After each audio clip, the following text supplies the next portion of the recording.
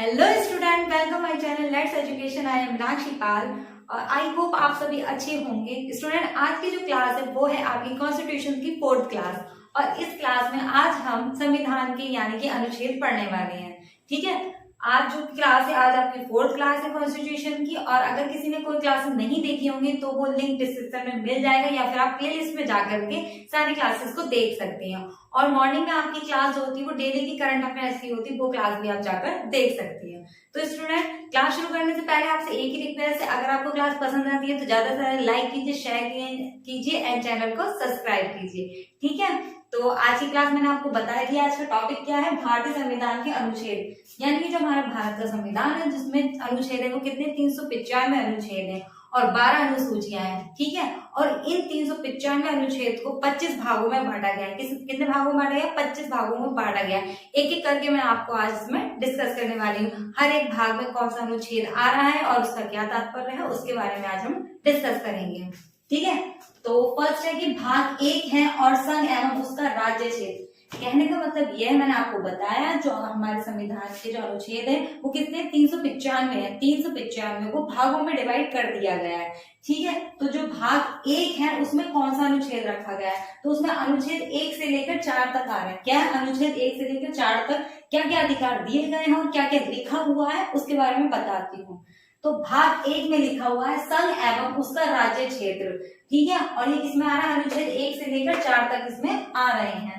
क्या है? संघ एवं उसका राज्य क्षेत्र। यानी कि संघ मैंने आपको बताया था कल, एक समूह और उसका राज्य क्षेत्र। यानी कि एक समूह होना चाहिए जिसमें जो राज्य क्षेत्र है उसके एरिया के बारे में इसमें बताया गया है। ठीक है, अब बात करते हैं सेकंड की। तो सेकंड है भाग 2 है इसमें, और इसमें लिखा गया है कि नागरिकता, जो नागरिकता दी गई है वो किस अनुच्छेद में आ रही है? अनुच्छेद 5 से लेकर 11 तक आ रही है। ठीक है, अनुच्छेद 5 से लेकर 11 तक आ रही है। इसमें नागरिकता है, स्वतंत्रता की बात भी इसी में ही आती है। ठीक है, इसकी कुछ डिटेल में भी और अनुच्छेद है। अगर चाहो आप लोग चाहते हो कि मैं और भी डिटेल में पढ़ाऊं तो आप प्लीज मुझे कमेंट सेक्शन में बता देना, तो मैं एक एक अनुच्छेद में क्या क्या लिखा हुआ उसके बारे में भी आपको बता दूंगी। यहाँ पर जितना जितना मैंने नोट किया कुछ इंपॉर्टेंट ही रखा गया है आपके एग्जामिनेशन पॉइंट ऑफ व्यू से। ठीक है, पढ़ाने के लिए संविधान बहुत बड़ा है, ये बात मैं आपको बता चुकी हूँ पहले से, लेकिन जो इम्पोर्टेंट है मैं उसी को लेकर के आपको बता रही हूँ। ठीक है, तो अनुच्छेद 5 से लेकर 11 तक में क्या आ रही है? नागरिकता आ रही है। नागरिकता का मतलब ये है जो हमारे देश के द्वारा हमें नागरिकता प्राप्त है, स्वतंत्रता प्राप्त है, उसके बारे में इस अनुच्छेद में लिखा हुआ है। किसमें? भाग 2 और अनुच्छेद 5 से लेकर 11 तक है। ठीक है, अब बात करें थे थर्ड की, तो भाग 3 आ गया है इसमें। ठीक है, भाग 3 में क्या लिखा है? मौलिक अधिकार लिखे गए हैं। मौलिक अधिकार किस किस में आ रहे हैं? अनुच्छेद 12 से लेकर 35 में हमारे क्या है? टोटल मौलिक अधिकार आ रहे हैं। और मैंने आपको उससे भी जो मौलिक अधिकार, मैंने आपको मौलिक अधिकार नहीं कराया, मौलिक कर्तव्य कराया। मौलिक अधिकार मैं आपको कराऊंगी, जब आपको मौलिक अधिकार कराऊंगी तो आपको ये समझ में आ जाएगा। ठीक है, तो अनुच्छेद 12 से लेकर 35 में क्या क्या बताया गया? मौलिक अधिकारों को बताया गया। अनुच्छेद में लिखे गए हैं क्या? मौलिक अधिकार लिखे गए हैं जो हमारे क्या है, हमें मिले हुए हैं अपने कॉन्स्टिट्यूशन से, यानी कि भारत की संसद से हमको मिले हुए हैं। ठीक है, तो ये भाग 3 की बात हो गई। भाग 4 की बात करते हैं, तो भाग 4 में है कि राज्य के नीति निर्देशक तत्व। मैंने आपको इसके बारे में बताया था जब मैंने आपको मौलिक कर्तव्य कराया था, तो उसमें बताया था राज्य के नीति निर्देशक तत्व क्या होते हैं। एक गणराज्य को और एक जो सम्मानित राज्य को क्या होता है, उसे मतलब स्थापित करने को कहते हैं हम राज्य के नीति निर्देशक तत्व। तो ये किस अनुच्छेद के अनुसार आता है? 36 से लेकर 51 तक, यानी कि 36 से लेकर 51 अनुच्छेद के अनुसार राज्य के नीति निर्देशक यानी एक नए राज्य को स्थापित करने की शक्ति प्रदान की जाती है। किसके तहत? अनुच्छेद 36 से लेकर 51 तक। और भाग कौन सा है इसका? भाग 4 में ये लिखा हुआ है। ठीक है, अब बात कर लेते हैं इसकी भाग 4 का की, यानी कि भाग 4 का ही एक भाग 4 का और है जिसमें क्या बताया? मूल कर्तव्य बताया गया है। जो मूल कर्तव्य मैंने अपनी प्रीवियस क्लास में आपको बताए थे। ठीक है, वो कम से कम 11 कर्तव्य आपको मैंने बताए थे जो किसके तहत आते हैं? अनुच्छेद 51 के तहत आते हैं। यदि क्वेश्चन उठता है कि जो हमारे मूल कर्तव्य है यानी कि हमारे जो मौलिक कर्तव्य है वो अनुच्छेद किसमें आते हैं? तो अनुच्छेद 51 का में आते हैं। और जब भाग पूछा जाएगा तो आंसर क्या होगा? भाग 4 का में पूछे, मतलब कि लिखे हुए हैं भाग 4 का और अनुच्छेद 51 का जो हमारे मौलिक कर्तव्य हमारे हैं किसके द्वारा? अपने देश के प्रति और भारत देश के प्रति हैं, जो कॉन्स्टिट्यूशन में लिखे हुए हैं। ठीक है, अब बात कर लेते हैं नेक्स्ट यानी कि 5 भाग की। भाग 5 में लिखा गया संघ की शासन व्यवस्था, यानी कि जो संघ है, जो राज्यों का संघ है, केंद्र सरकार का जो संघ है, उसकी शासन का व्यवस्था करना किसमें लिखा हुआ, अनुच्छेद 52 से लेकर 51 तक लिखा हुआ है। कहने का मतलब ये है जो अनुच्छेद 52 से लेकर 51 तक है अनुच्छेद, उसमें लिखा हुआ है कि जो संघ है, जो शासन है, उसकी व्यवस्था किस अनुसार की जाएगी, यानी कि राज्यों के लिए और जो हमारे कर्तव्य है यानी कि उनको कैसे निर्वाह किया जाएगा। ठीक है, अब बात कर लेते हैं भाग 6 की। तो भाग 6 में राज्यों का शासन क्या है, राज्यों का शासन है। राज्यों का शासन किसमें बताया गया है आपका, राज्यों का शासन बताया आपका अनुच्छेद मतलब कि 152 से लेकर 237 यानी कि 152 से लेकर 237 के जो अनुच्छेद हैं उसमें आपकी राज्यों का शासन बताया गया। और भाग कौन सा है, 6 है। राज्यों के शासन का मतलब यह है जो हमारे देश में 29 राज्य हैं उनका क्या क्या शासन है, उनका क्या क्या कार्य है, वो किसमें लिखा हुआ है सारा अनुच्छेद 152 से लेकर 237 में उसका पूरा ब्यूरो लिखा हुआ है। और भाग कौन सा हो गया, ये भाग 6 हो गया। अगर अनुच्छेद पूछा जाता तो अनुच्छेद का आंसर 152 से या 237 के बीच में आ जाएगा, और भाग की बात करेंगे तो किसमें आ जाएगा, भाग 6 की इसमें बात आ जाएगी। ठीक है, अब बात कर लेते हैं 7 की, यानी कि भाग 7 क्या कहता है। भाग 7 कहता है हमारे संविधान के 7वें संवैधानिक संशोधन अधिनियम 1956 के द्वारा लागू।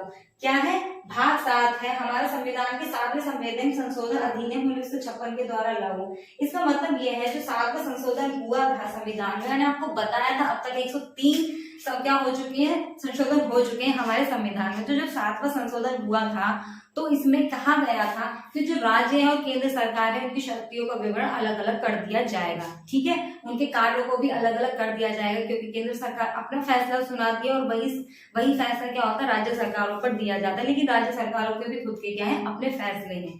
तो राज्यों का विवरण और केंद्र सरकार का विवरण जो है वो इसमें 1956 से लागू कर दिया गया था। किसमें, 7वें संशोधन में। अगर क्वेश्चन आता है कि 7वें संशोधन में क्या किया गया तो 4 ऑप्शन के हिसाब से आपसे पूछ लिया जाएगा। क्या है कि राज्य और केंद्र शासकों का शासन का अलग अलग करना, या 3 ऑप्शन आपके अलग होंगे, तो आपका आंसर यही होगा। ठीक है स्टूडेंट, अब बात कर लेते हैं नेक्स्ट की, यानी कि भाग 8 की। तो भाग 8 क्या कहता है, संघ राज्य क्षेत्र। अनुच्छेद 239 से लेकर 241 में लिखा गया है संघ राज्यों का क्षेत्र, यानी कि जो संघ है पूरा समूह हमारे देश का एक भाग है, उसका जो राज्य है उसका क्षेत्र का विवरण कहां से कहां तक है, उसका कार्य कहां से कहां तक है, उसके बारे में इसमें डिस्कस किया गया है। ठीक है, अनुच्छेद पूछा जाएगा तो आंसर हो जाएगा 239 से लेकर 241 तक आएगा। और भाग कौन सा आएगा, भाग 8 में इसको लिखा गया है। ठीक है, अब नेक्स्ट बात करते हैं भाग 9 में क्या कहा है। भाग 9 में कहा गया पंचायतें, यानी कि अनुच्छेद 243 के तहत हमारी क्या आती है, हमारी पंचायतें आती है। हमारी जो पंचायतें यानी गांव की जो पंचायतें होती हैं या नगर पालिकाएं जो होती हैं, ये अलग अलग पार्टों में डिवाइड कर दिया गया, क्योंकि जो देश है हमारा बहुत ही बड़ा देश है। ठीक है, सब समूह है, इसमें राज्य है, राज्य में भी बहुत सारे शहर है, शहर में भी कस्बे हैं, कस्बों में भी बहुत सारे गांव हैं, और उन्हीं की भी पंचायतें, नगर पालिका, ये सभी क्या चीजें हैं, बहुत ही ज्यादा अलग अलग डिवाइड की गई है। ठीक है, उसी के अनुसार भाग 9 में क्या रखा गया, पंचायतें रखा गया। और जब आप अनुसूचियां पढ़ेंगे तब भी आपको उसमें समझ में आ जाएगा अनुसूचियों का भी क्या मतलब होता है। ठीक है, तो अनुच्छेद कौन सा आएगा, 243 आ जाएगा इसमें। अब बात कर लेते हैं भाग 9 का भी, यानी कि भाग 9 का भाग भी है, जैसे 4th का था वैसे ही 9 का है का। इसमें क्या लिखा गया, नगर पालिका। जैसे मैंने अभी आपको बताया पंचायतें होंगी, नगर पालिका होते हैं, पार्षद होते हैं, उसी हिसाब से भाग है आपका 10। तो 10 में क्या रखा गया है स्टूडेंट, अनुच्छेद 244 से लेकर 244 तक का भाग इसमें रखा गया है। और इसमें क्या रखा गया है, अनुसूचित जनजाति क्षेत्र को रखा गया है। तो जो सूचित और अनुसूचित जनजातियां आपकी होती हैं उनके बारे में बताया गया है। जो मेघालय, असम, इधर अरुणाचल प्रदेश में जो जातियां रह गई हैं उनके क्षेत्र के बारे में यहाँ पर विवरण किया गया है। ठीक है, मैंने आपको विस्तार में बता दिया। और भाग कौन सा है, ये 10वां है।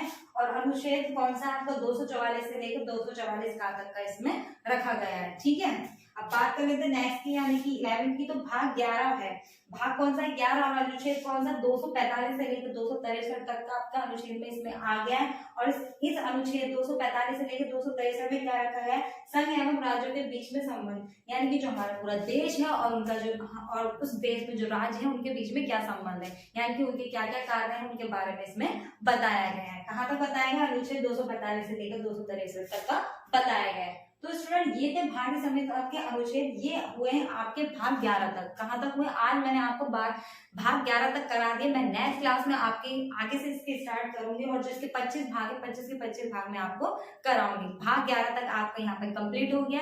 वीडियो ज्यादा लेंथनी ना हो इस वजह से मैं आज क्लास को यहीं रोक रही हूँ, क्योंकि जब ज्यादा क्लास लंबी हो जाती है तो बच्चे बोर हो जाते हैं, पढ़ना बिल्कुल पसंद नहीं करते हैं। और मेरा मेन मकसद जो है आपको पढ़ाने का वो रटवाना नहीं है, आपको याद करवाना है, आपको समझाना है, ताकि अगर आप एक वीडियो को 10 मिनट भी देख रहे हो तो उसे 3 बार देख करके उसे अच्छे से लर्न कर लो। ठीक है, तो आज की क्लास में यही समाप्त करती हूँ भाग 11 तक, और नेक्स्ट क्लास में हम भाग 11 से आगे भाग 12 को पढ़ाऊंगी अच्छी तरीके से। और ये क्लास आपकी डेली आपको 6 बजे मिलेगी, और सुबह मॉर्निंग वाली क्लास आपको कितने बजे मिलेगी? 8 बजे मिलेगी। आई होप आज की क्लास आपको पसंद आई हो, तो प्लीज ज्यादा से ज्यादा लाइक कीजिए, शेयर कीजिए, चैनल को सब्सक्राइब कीजिए। तो थैंक यू सो मच।